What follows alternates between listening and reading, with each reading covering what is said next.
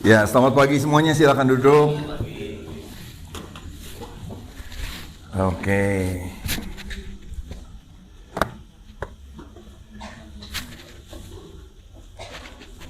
Sebelumnya sama-sama kita mau ucapkan selamat ulang tahun Isman. Isman hari ini berulang tahun, saudara. Pastor Isman ya. Happy birthday. Tadi saya tanya dulu ini mau kejutannya gimana. Kalau saya kejutannya selalu sama, pura-pura lupa, saudara ya. Tapi ternyata tadi pagi udah didoain sama semua ya. Oke deh, selamat ulang tahun man. Thank you buat pelayanannya semua ya. Supaya semuanya boleh semakin menyenangkan Tuhan. Oke, apa kabar buat semuanya? Selamat pagi. Ya, hari-hari ini mungkin di tempat sini suasananya kayak Eropa, lebih dingin dari biasanya. Kalau ada salju aja saudara ya, langsung kita bisa main ski dingin. Ya, mudah-mudahan cuacanya nggak bikin saudara semua drop badannya karena angin kadang-kadang nggak enak ya. Tapi ya inilah bagusnya kita juga bisa menikmati hujan yang baik. Oke, saudara, tahun ini saya mau ajak setiap kita belajar tentang satu tema, start from home. Ini bukan start at home, beda. Start at home itu gini, membuat kita fokus sama rumah kita. Start from home maksudnya gini, Tuhan memulai selalu dari rumah kita, tapi tujuannya untuk keluar. Nggak pernah untuk kita sendiri. Kalau kekristenan, ikut Tuhan tujuannya hanya untuk diri sendiri, kita salah paham sama rencana Tuhan. Tuhan nggak pernah punya rencana sampai berhenti sampai diri saudara. Kalau di Israel, saudara akan tahu laut mati yang asin sekali yang sampai orang bisa ngambang. Kenapa disebut laut mati? Sampai tidak ada kehidupan di sana. Karena selain kadar garamnya besar sekali, dia juga nggak mengalirkan airnya lagi. Jadi akhirnya kadar garamnya tambah lama tambah banyak, tambah lama tambah banyak, mati semua. Saudara kalau masuk laut mati, ada luka dikit, ya perihnya luar biasa. Orang yang hidup untuk dirinya sendiri cenderung akan penuh dengan luka. Kenapa? Kecewa, egois, menuntut. Tapi kalau start from home, itu bicara begini loh, kita diberkati untuk memberkati, kita mengalami Tuhan untuk jadi menyatakan Tuhan buat orang lain, amin. Ya, nah itu yang akan kita belajar, start from home. Dan saya sedang belajar AI, jadi saya minta tolong AI menggambarkannya, kira-kira keluarga tuh kalau di dalam Tuhan kayak apa sih, ya kan? Keluarga yang mengalami berkat Tuhan, sukacita dari Tuhan, dan gambarnya seperti ini saudara, ya kan? Punya dua anjing yang lucu, lalu mereka berpelukan, senang sekali, tersenyum. Terus saya bilang sama AI-nya, hidup tidak selalu seindah itu. Setuju ya? Hidup tidak selalu semuanya berjalan seperti yang diharapkan. Kadang-kadang ada luka, kadang-kadang ada kesedihan, kadang-kadang ada sesuatu yang mengecewakan. Tapi tetap Tuhan tidak pernah meninggalkan. Coba gambar ulang. Nah, dia gambar ulangnya begini, saudara. Ya, jadi mukanya tidak seceria kemarin, ya. Ada luka, ada kecewa, tapi mereka bisa tetap berdoa bersama. Tuhan tidak pernah meninggalkan mereka. Mungkin ada yang nanya, anjingnya kemana Pak? Mati, saudara ya. Jadi tidak semuanya berjalan sesuai dengan yang kita mau. Itulah hidup, tapi sekali lagi Tuhan tidak pernah meninggalkan. Dan dari keluarga yang seperti inilah Tuhan mau kita jadi berkat. Tuhan bukan mau kita hidup di dalam sebuah dunia khayalan di mana semuanya seperti yang kita mau, kita minta apa saja kita dapat. Kadang yang kita doakan Tuhan jawab tidak, kan? Setuju nggak? Kadang yang kita minta Tuhan bilang enggak. Sama seperti hidup ini, ada anak pengen permen terus, orang tua kadang-kadang nggak kasih. Ada kita pengen sesuatu, Tuhan kadang-kadang katakan tidak, tapi bukan berarti Tuhan tidak meninggalkan. Nah saudara, saya mau ajak kita belajar betul-betul dalam hal ini supaya kita bisa mengalaminya bersama Tuhan. Ya, apapun yang terjadi, semua kita pasti pernah mengalami goncangan dalam keluarga. Gambar ini mewakilinya. Semua kita pasti pernah terluka. Semua kita pasti pernah kecewa. Gak ada keluarga yang ideal dalam arti gak pernah berantem. Setuju? Tidak pernah mengalami masalah, tidak pernah krisis. Keluarga semua pernah melewati itu semua. Bedanya, ada keluarga yang bisa melewati proses dan jadi lebih baik. Ada keluarga yang gagal melewati proses dan hancur berantakan. Kalau saudara ikuti minggu pertama, kita bahas tentang berhala. Waktu itu Chris yang sharing, Pastor Chris sharing berhala bagus sekali. Bahwa dalam cara berpikir kita ada banyak berhala. Berhala adalah sesuatu yang kita cintai lebih daripada Tuhan. Dan itu tertutup rapi.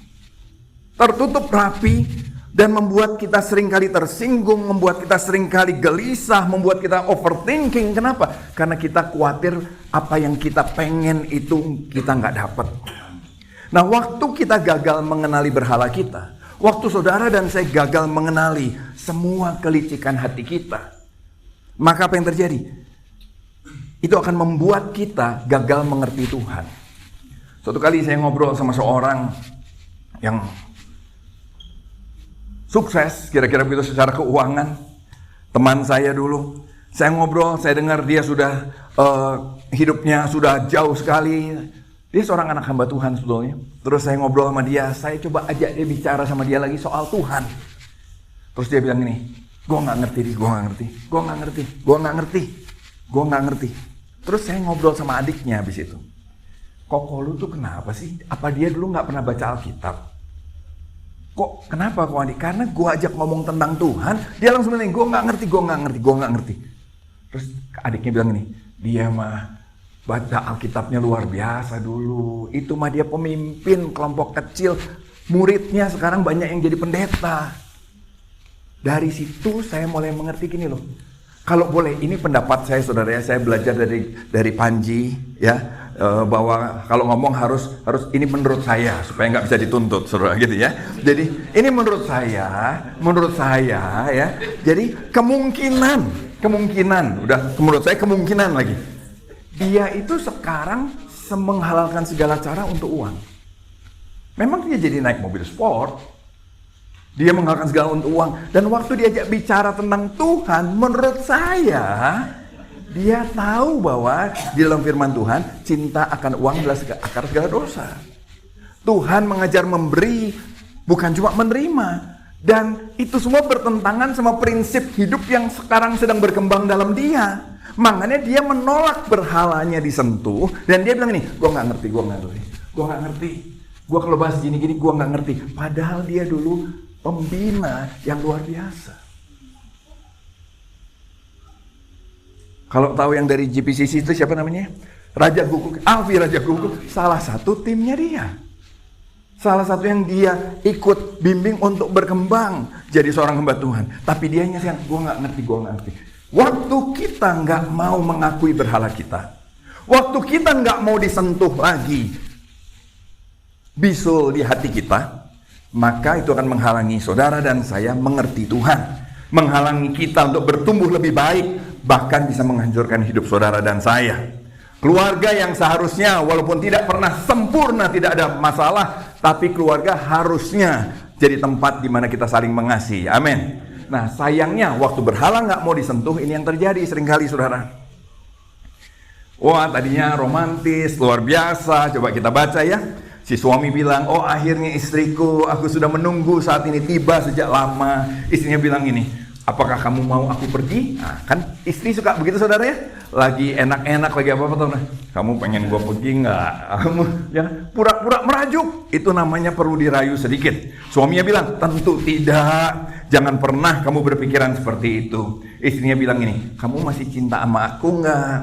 Suaminya bilang, tentu selamanya akan tetap begitu. Istrinya bilang lagi, kamu pernah selingkuh nggak? Oh tidak, aku tidak akan pernah melakukan hal buruk itu. Istrinya bilang, maukah kamu menciumku? Ya.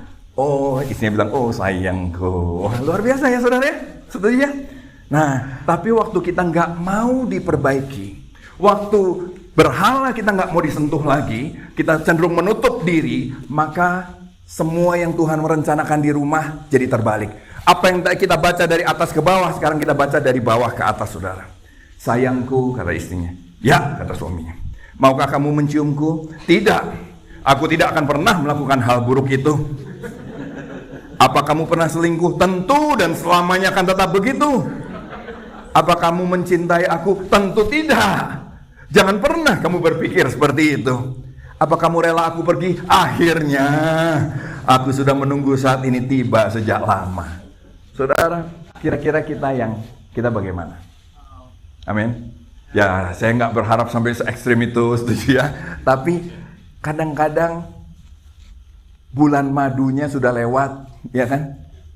Madunya hilang, tinggal bulannya saja. Saudara, Gimana caranya supaya keluarga kita bisa terus mengalami Tuhan? Nanti next bulan depan kita akan terus ada bahas lagi tentang keluarga. Tapi yang sekarang saya mau bahas adalah begini.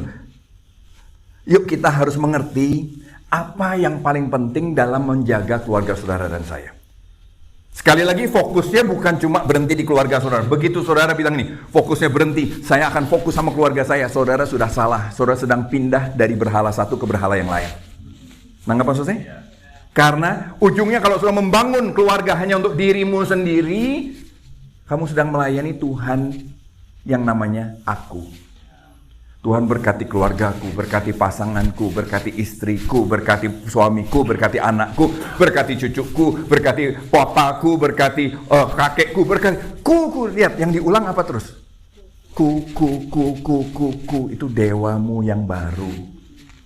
Pekerjaanku, proyekku, semuanya aku. Kita bukan sedang melayani Tuhan, Tuhan sedang cuma jadi kata pembuka. Tuhan berkati pekerjaanku, hidupku, rumahku, jagai mobilku, mimpiku, semuanya. Tuhan kita sebenarnya namanya aku. Makanya saya ingatkan dari awal bahwa ini bukan berfokus untuk diri, tapi ini berfokus untuk Tuhan. Amin. Berfokus pada Tuhan. Kita cuma mau melibatkan keluarga kita di dalam rencana Tuhan. Nah, apa yang paling penting dalam membangun keluarga kita dalam Tuhan? Yang pertama, saudara harus sadar bahwa dunia sedang semakin hancur dan keluarga sedang ikut di bawah hancur. Yang setuju kata amin?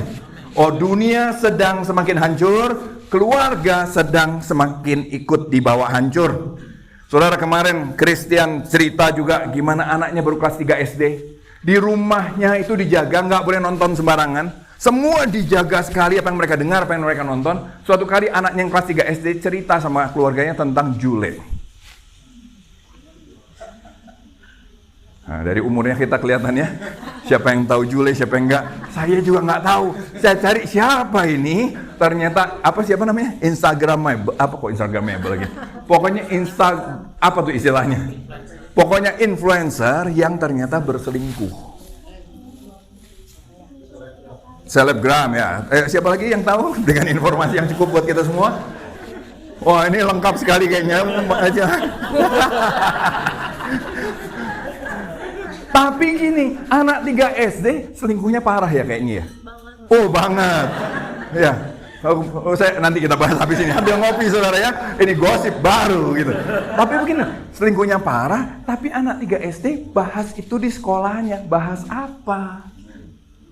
Anak yang dijaga nggak pernah denger itu tiba-tiba pikirannya tentang Jule.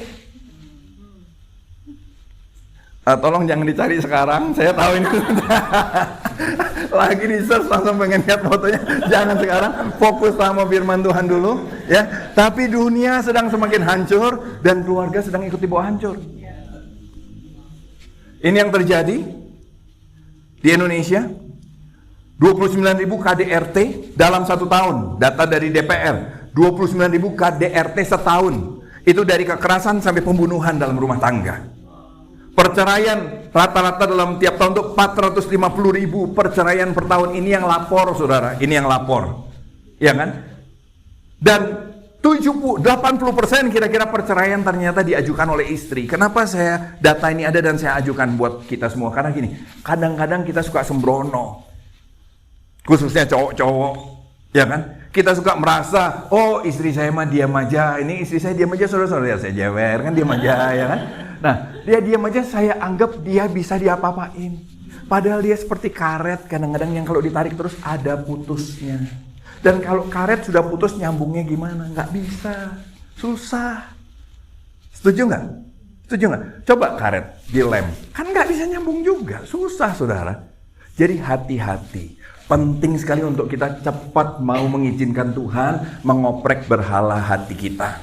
Jangan bilang aku nggak ngerti. Setuju? Katakan aku mengerti. Ya kan? Kalau firman Tuhan disampaikan jangan bilang, aduh gua nggak ngerti.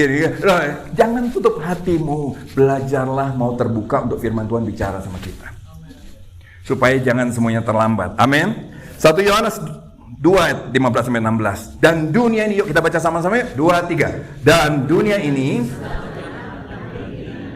tetapi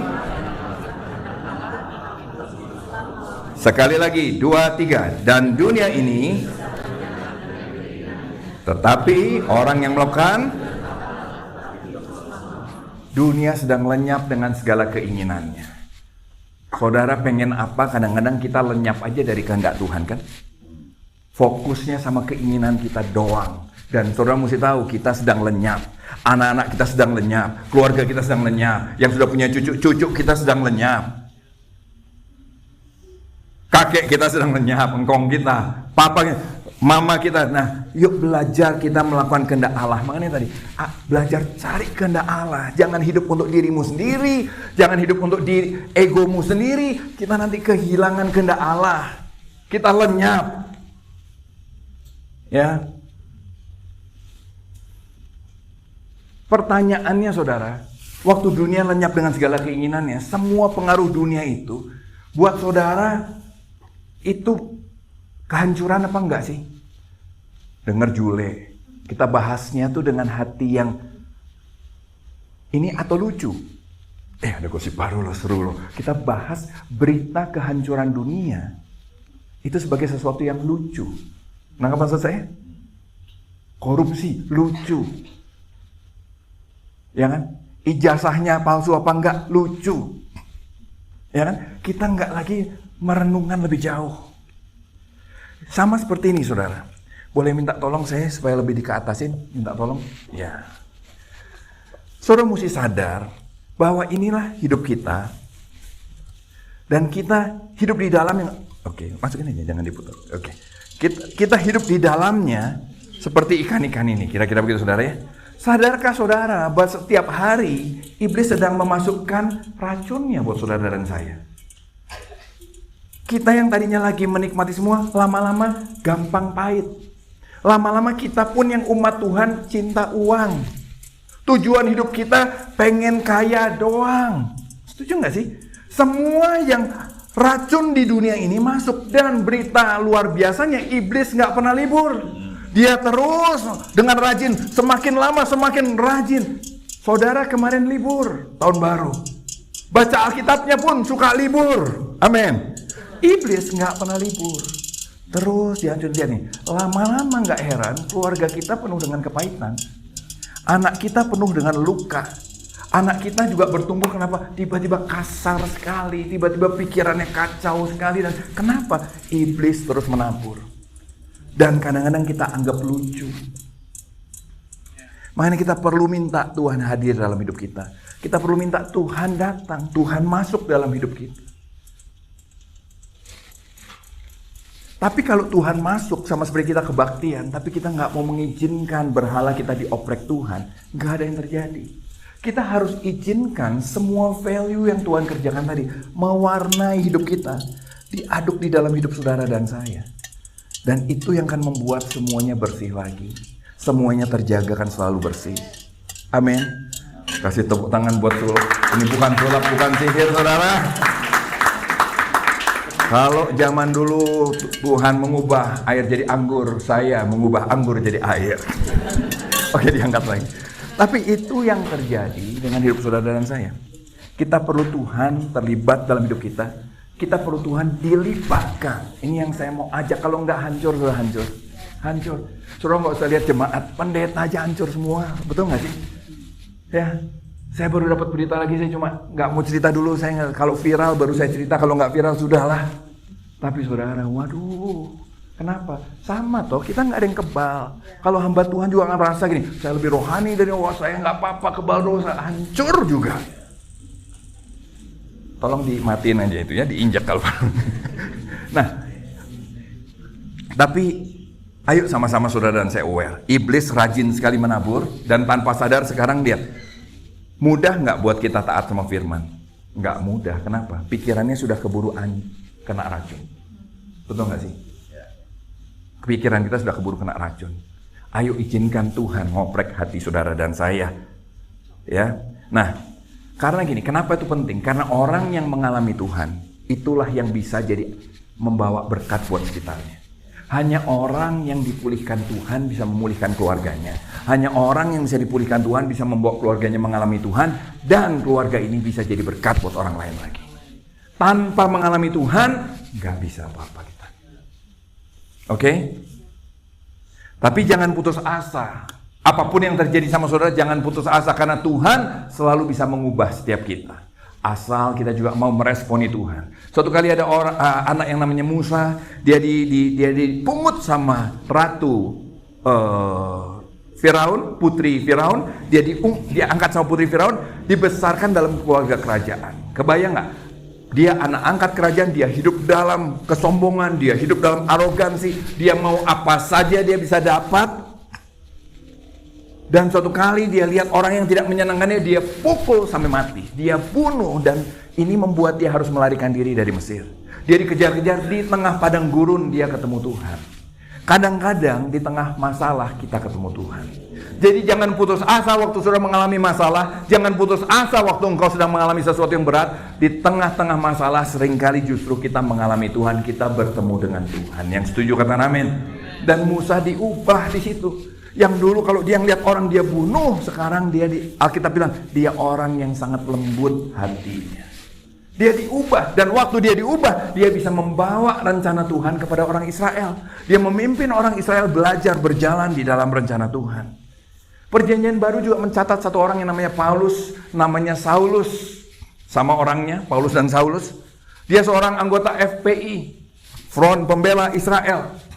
Dia dididik untuk sangat fanatik sama agama Yahudi.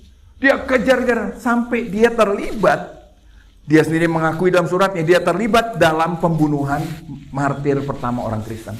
Stefanus mati karena Paulus terlibat di dalamnya juga. Tapi itulah Tuhan luar biasa. Waktu dia ngejar murid-murid Tuhan yang lain, Tuhan pukul dia.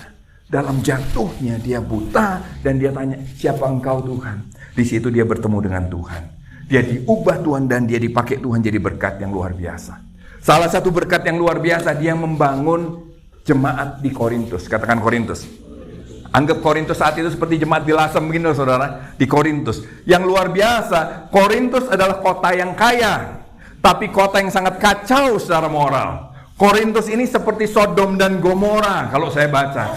Kompromi sama dosa, bahkan bangga sama dosanya. Kadang-kadang ada orang bikin dosa terus cerita, lu udah coba ini belum? Wah, gua udah. Wah, ketinggalan zaman lu.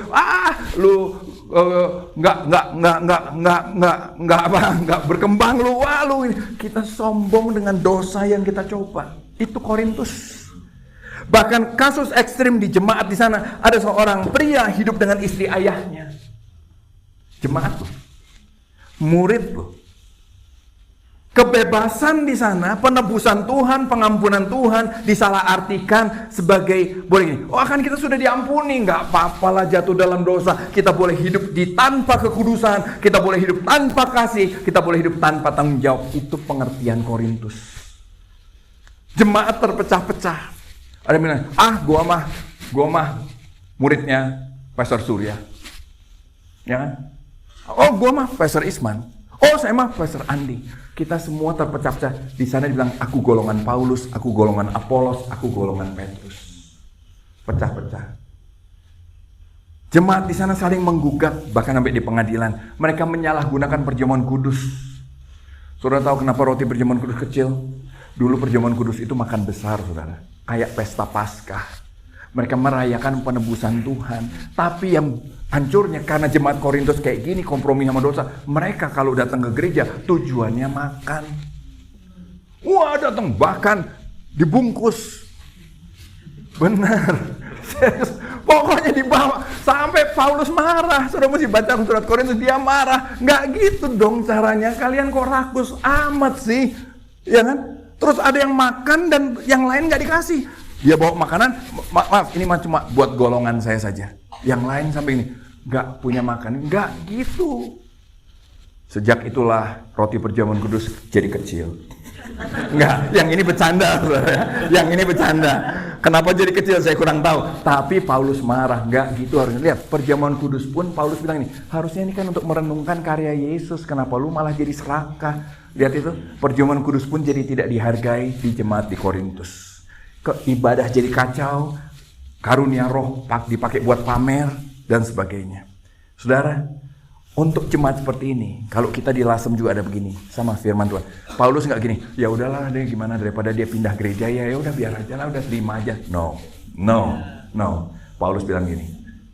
Jadi siapa ada di dalam Kristus, dia adalah ciptaan baru. Yang lama sudah berlalu, sesungguhnya yang baru sudah datang. Dia bilang ini, kalau kamu betul ada dalam ciptaan Kristus, kamu tuh ciptaan baru. Yang lama sudah berlalu, sesungguhnya yang baru sudah datang. Hidupmu nggak boleh begitu terus. Kamu harus bertumbuh sebagai ciptaan baru. Amin. Tersinggung atau enggak? Paulus ngomong begitu. Ditegur, nggak bisa gitu cara hidupmu.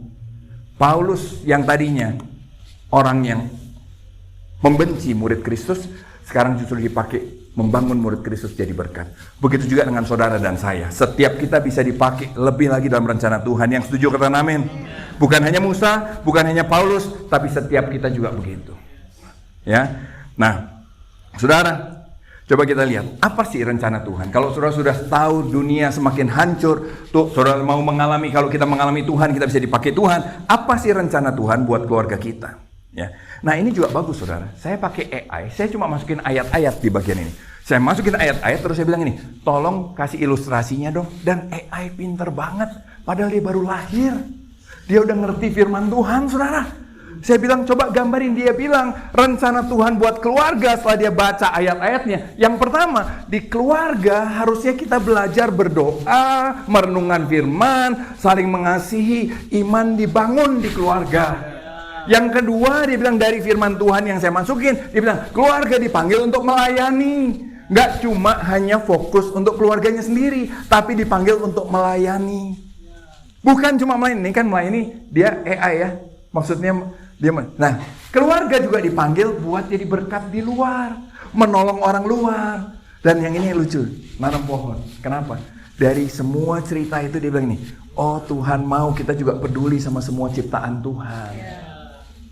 Tuhan gak cuma peduli sama sesama manusia, tapi Tuhan juga peduli sama ciptaannya. Yang nanti Tuhan akan jadikan bumi baru, langit baru. Kenapa? Karena Tuhan akan menyempurnakan semuanya sempurna lagi. Dan umat Tuhan, keluarga Tuhan, Tuhan panggil untuk terlibat dalam seluruh rencana Tuhan. Wow, kita baca Alkitab kagak ngerti-ngerti saudara ya. Tapi AI langsung ngerti, bagus sekali ini rencana Tuhannya. Ini tercermin, coba kita lihat ayatnya. Kejadian 18 ayat 18-19. Bukankah keturunannya, ini tentang Abraham. Bukankah keturunannya akan menjadi bangsa yang besar dan berkuasa? Bukankah melalui dia, melalui Abraham dan keturunannya, semua bangsa di bumi akan kuberkati? Lihat itu, Tuhan memanggil Abraham pun untuk jadi berkat buat semua bangsa di bumi. Bukan cuma buat Abraham saja. Abraham telah kupilih supaya memerintah anak-anaknya dan keturunannya untuk mentaati aku dan melakukan apa yang baik dan adil. Jika hal itu mereka lakukan, segala janjiku pada Abraham akan dipenuhi, akan kupenuhi. Amin. Tuhan dari awal, dari Adam dan Hawa, dari mana, selalu memanggil kita bekerja lewat keluarga. Untuk apa? Untuk kita dijadikan berkat. Di dalam keluarga, iman dibangun. Dalam keluarga, kita harus belajar membangun doa, membangun perenungan firman. Amin. Saya coba itu, ya kan? Keluarga saya juga bukan sempurna, saudara. Bukan berarti tidak pernah ada kesalahan. Tapi saya coba mulai bangun, ya kan? Caca mulai punya teman. Ya, dia punya teman banyak. Yang ini teman cowok, maksudnya begitu, saudara ya. Lalu saya bilang nih, yuk ajak sama-sama kita mulai. Tadinya saya mau tiap hari, terlalu ambisius pendeta ini, saudara. Jadi seminggu sekali kita belajar firman. Saya pikir mereka tertarik nggak? Ternyata tertarik. Waktu ayatnya panjang, saya bilang udah lah ya, terlalu panjang, nanti kalian baca sendiri aja. Dia bilang, baca sekarang aja om. Ush, nggak tahu itu cari muka atau apa, saya juga kurang tahu. Tapi kita baca. Kita baca. Jadi kita coba mempraktekkan, dia telah kupilih supaya memerintah anak-anaknya dan keturunannya untuk mentaati aku dan melakukan apa yang baik dan adil. Dalam keterbatasan saya coba, ayo kita belajar firman, ini loh yang Tuhan mau. Dan nanti nggak cuma sampai di belajar firman, ayo kita belajar melakukan yang baik dan adil. Di mana? Di luar sana. Ayo kita belajar, karena itu yang Tuhan mau untuk kita. Pernikahan dan keluarga itu ide Tuhan, saudara. Karena itu Tuhan pasti mau terlibat di dalamnya, selama saudara dan saya mau membuka diri. Ya kan? Di dalam saya membimbing, coba membimbing itu nggak cuma berhala mereka yang dikorek, berhala saya pun dikorek. Suka minta contohnya gimana? Kalau papi sendiri gimana? Nah loh, Ya kan? Kemarinnya pertanyaannya gitu, kalau papi sendiri gimana? Ya kita harus belajar cerita. Ya papi juga mengalami itu, papi juga menghadapi ini. Rencana Tuhan buat keluarga, kalau saya simpulkan gini saudara. Di keluarga harusnya pemulihan hubungan kita sama Tuhan. Harusnya begitu. Yang kedua, keluarga harusnya tempat di mana pemulihan hubungan kita dengan sesama. Kakak adik, orang tua anak, mertua, siapapun, pokoknya hubungan dengan sesama di keluarga dipulihkan. Yang ketiga, generasi dibentuk untuk mengasihi Tuhan. Ya. Yang keempat, keluarga harus jadi partner Tuhan dalam memelihara ciptaan dan menjalankan misi Tuhan. Amin. Sayangnya, rencana Tuhan sering dikurangi sama kita kan, sebatas berkat materi kita, keharmonisan rumah tangga kita, anak-anak bisa dibesarkan dengan baik. Amin. Sering cuma sampai situ. Yang tadi saya bilang, doa kita cuma ini doang. Akibatnya sadar atau tidak, yang tadi saya bilang, kita sedang memilih untuk membesarkan berhala kita yang baru. Berhala kita yang paling utama, yang namanya aku. Akibatnya justru kalau kita seperti ini sering terjadi, sering ujungnya nanti tidak puas. Konflik dan relasi yang saling melukai. Akibatnya nanti gini, makin lama ikut Tuhan kita akan bilang ini, ikut Tuhan mah sama aja lah. Percuma, ikut Tuhan sama aja, gini-gini aja. Kenapa? Karena kamu bangun keluargamu untuk dirimu sendiri. Pasti kecewa. Amin. Kita besarkan anak kita supaya dia nanti balas budi sama saya. Waktu anak nggak sempurna kita kecewa. Kita baik sama istri, tujuannya supaya istri baik sama saya. Waktu istri nggak baik sama saya kecewa. Kurang apa gua sama dia? Istri apalagi juga suka begitu. Kurang apa saya sama dia? Kok dia nggak balik? Kok firman Tuhan tidak terjadi? Saudara, suami hormati istri. Istri hormati suami, suami kasih istri. Itu sebetulnya bukan murni ajaran Kristen. Betul nggak sih? Anak hormati orang tua, itu nggak murni ajaran Kristen. Itu semua agama ngajarin. Mana ada agama yang ngajarin anak kutuki orang tuamu. Istri hianati suamimu. Suami pukuli istrimu. Agama itu nggak akan laku, saudara. Agama semua ngajarin. Cuma bedanya apa? Seringkali yang lain tuh melakukan ini, saya baik supaya kamu baik. Tapi kita di dalam Tuhan diajar lakukan ini untuk Tuhan. Sehingga apapun sikap mereka sama saya tetap akan belajar mengasihi dia. Nah, kalau kita, makanya gini, jangan ujungnya cuma berhala kita yang namanya aku. Akibatnya kalau kita aku terus, ujungnya nggak puas, saudara. Ujungnya konflik lagi, ujungnya saling melukai. Tapi waktu kita belajar melakukannya untuk Tuhan, maka kita akan melakukannya dengan luar biasa. Saudara, waktu gereja mula-mula melakukan ini, apa yang terjadi? Sampai hari ini terjadi. Sebuah penelitian paling baru bilang begini, di India lagi jutaan bertobat, saudara.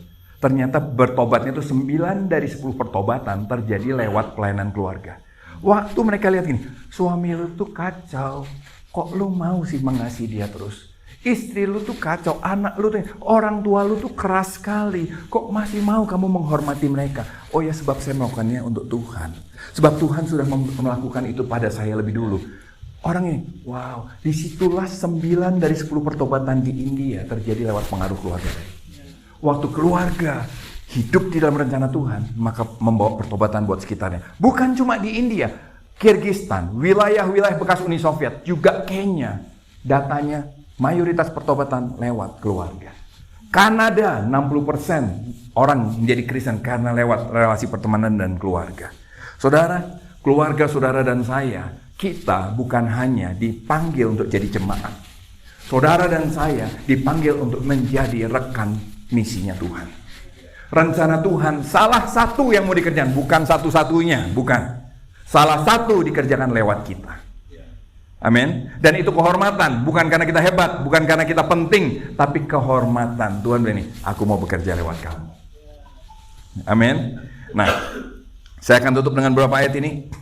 2 Timotius 1 ayat 5. Sebab aku teringat akan imanmu yang tulus, kata Paulus sama Timotius, yaitu iman yang pertama-tama hidup dalam nenekmu Lois, Dan dalam ibumu Yunike, dan yang aku yakin juga hidup dalam dirimu. Lihat itu, kapan seorang Timotius bisa dilahirkan? Dari seorang emak yang namanya Louis. Dari iman seorang ibu yang namanya Yunike yang diturunkan. Loh, bapaknya mana? Ya itulah saudara, kenyataan hidup tidak selalu mulus, amin. Mungkin ini kayak biskuit kongguan. Bapaknya mana? Nah, tapi itulah, kita nggak tahu, Alkitab nggak cerita bapaknya di mana. Tapi yang pasti bapaknya nggak ada. Iman diturunkan dari emak, dari mamanya. Cuma begini, jangan putus asa kalau keluargamu tidak sempurna. Tuhan tetap bisa bekerja, dan seorang Timotius bisa dilahirkan di sana. Amin, saudara.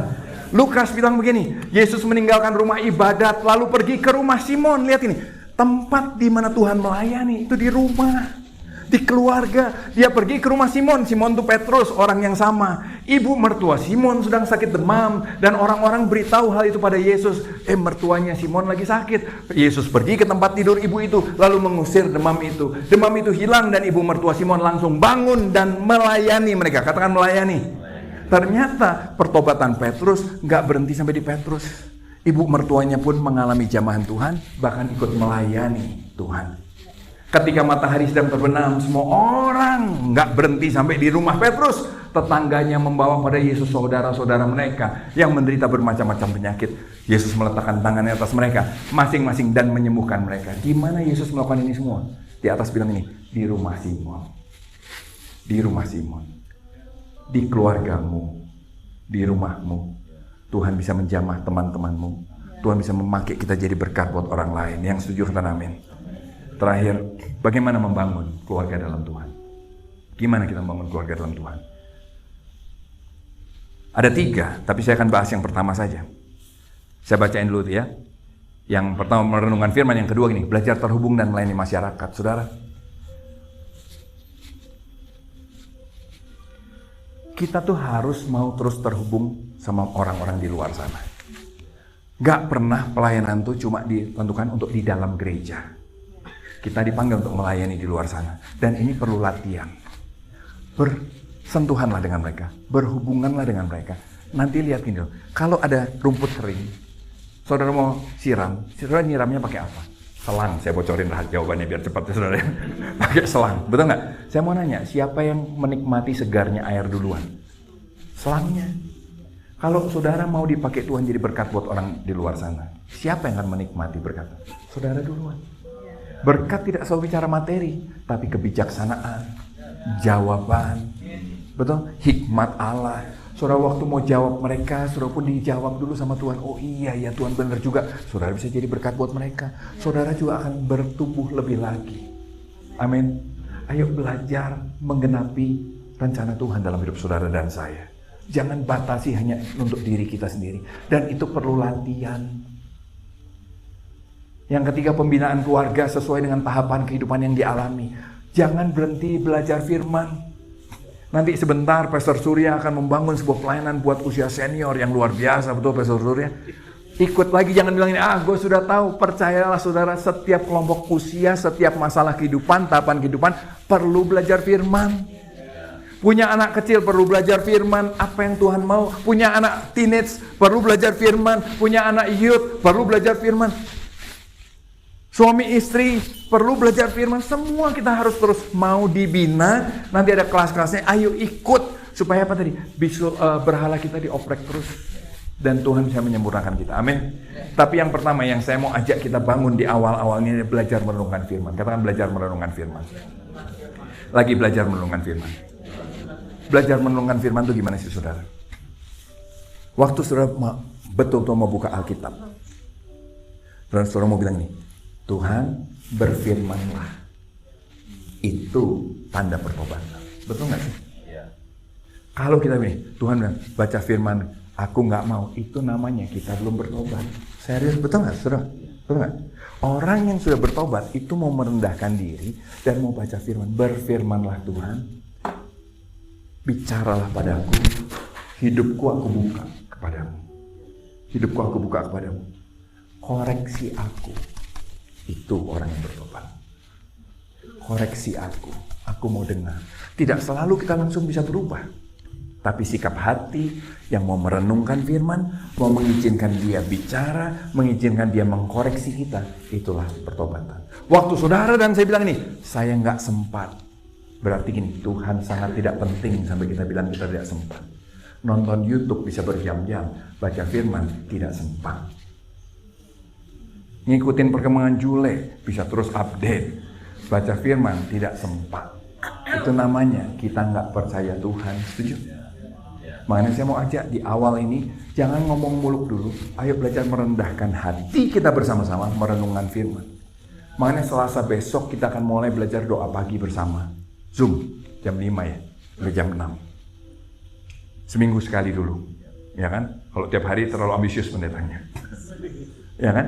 Nanti kita ada renungan firman. Ayo belajar. Belajar jadi umatnya Tuhan. Yang mau katakan amin. Tuhan memberkati saudara.